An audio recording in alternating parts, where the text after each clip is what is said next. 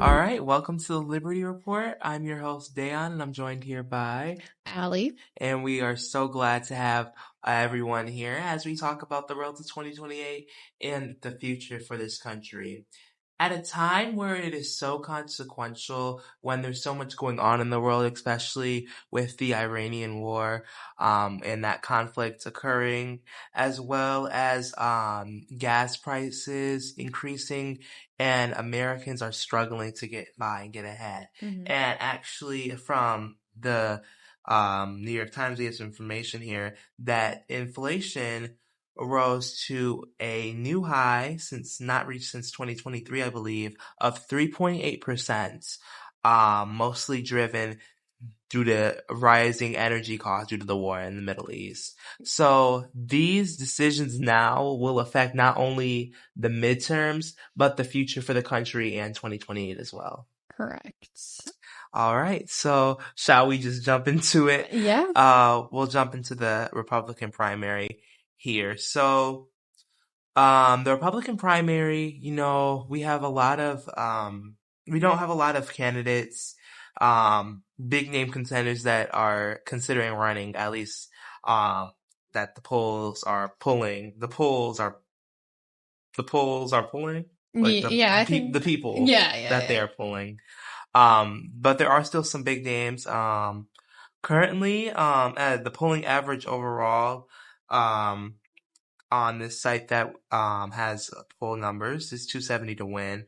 It has JD Vance at 39%, Marco Rubio, the Secretary of State, at 19.7%, Donald Trump Jr., the President's son at 10.8%, Ron DeSantis, the Governor of Florida, at 7.8%, and then some other candidates as well, including former Vice President Mike Pence, Tucker Carlson, the former Fox News host, and Nikki Haley, the former governor of South Carolina. So there's a lot of candidates who could run, but really there's only a main focus of Vance, Rubio, and Trump Jr.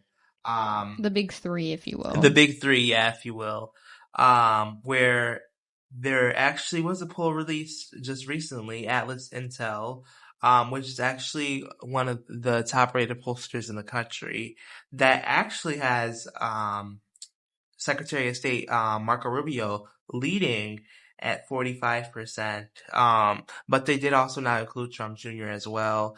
But the polling average still shows that Vice President JD Vance still has clear advantage. However, um, there is a chance for other candidates like Marco Rubio, like Donald Trump Jr., like Governor Ron DeSantis to maybe gain momentum, Right. especially at a time where prices are high for Americans, prices are rising, gas prices are up, Right. inflation is up, energy costs are up. So And Americans, also, yeah, we're only in the midterms right right. now. Like I said, next 2 years, everything could change. We never know. You never know. Because politics is like a revolving door. It always is constantly changing based on trends and cycles. Yep. So, it just appears that the Republicans are consolidating around a smaller field of stronger contenders. Yeah. And then we have the Democratic primary for president, which is expected to be a very hotly contested primary with dozens of candidates. Not as many as there were in 2020. If you remember, there were lots of candidates who ran in 2020, but still a pretty decent amount of candidates that are running. So I will just read off the polling averages that we have here. We have former Vice President Kamala Harris at 26.3%, Governor of California Gavin Newsom at 18.3%, former Secretary of Transportation Pete Buttigieg at 13.4%, Congresswoman from New York Alexandria Ocasio-Cortez at 11.3%, and then we have some other contenders as well. So the Democratic primary, um, it's still a couple of years, it's still like a year away. But there's a lot of options and there's a lot of diverse options. You have centrists, you have progressive candidates who want to lead this country, and the Democratic Party, really will have to choose its future here Right. on what direction they want to move in and how, they want to deliver for the American people and how they want to win the 2028 presidential election.